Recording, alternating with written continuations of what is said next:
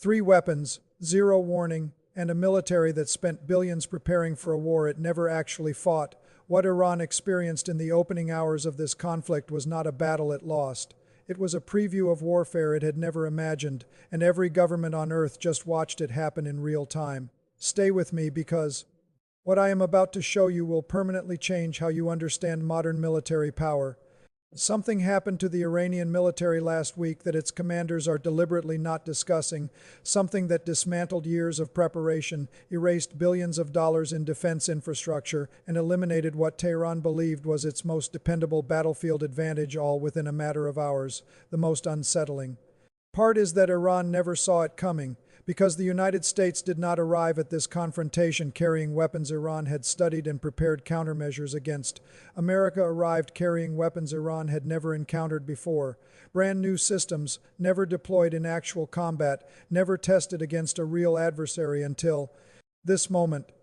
Three weapons, three historic combat firsts, and each one carries a message directed not exclusively at Iran, but at every government on earth currently watching this conflict unfold that the United States military just crossed a threshold into an entirely new era of warfare. Subscribe now and activate notifications because by the time this analysis concludes, you will understand precisely what changed and why its consequences extend far beyond Iranian borders.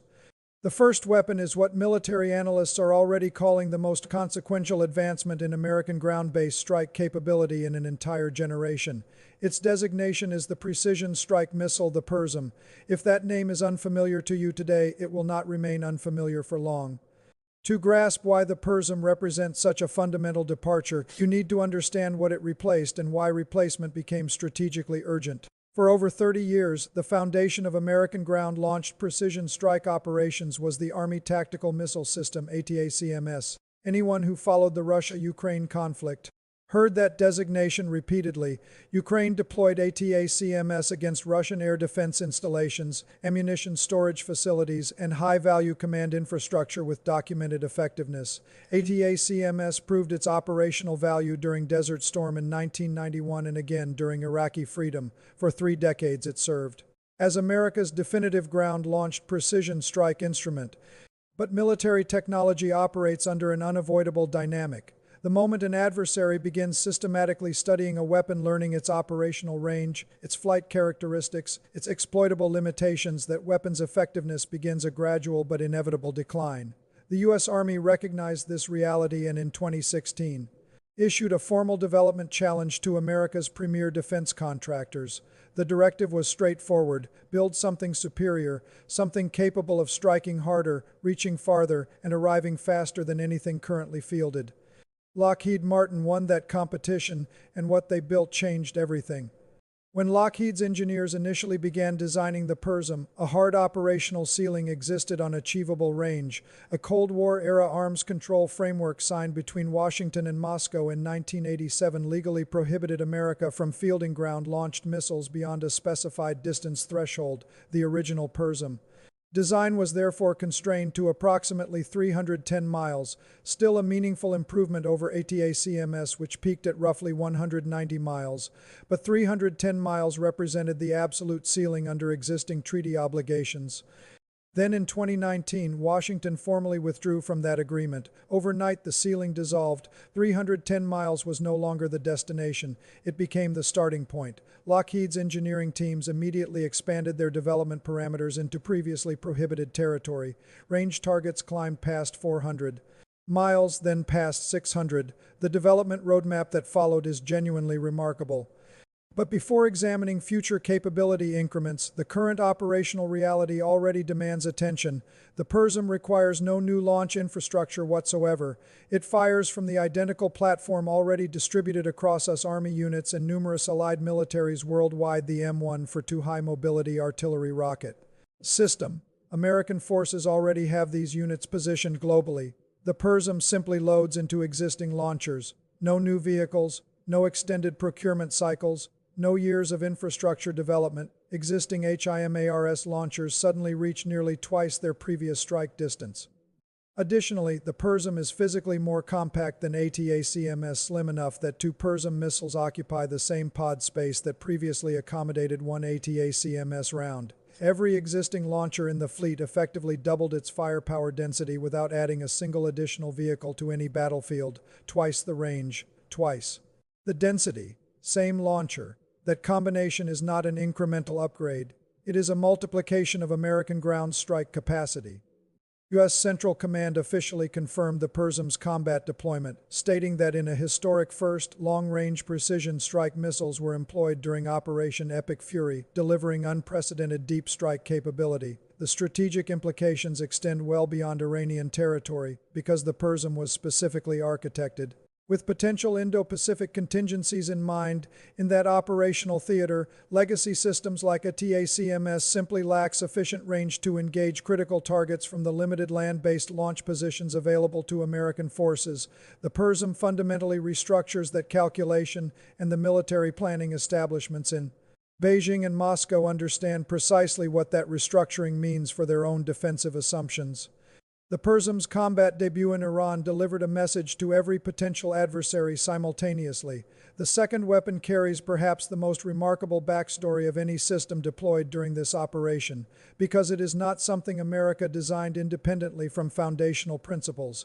It is something America studied methodically, reverse-engineered, and substantially improved using Iranian technology against its original creators.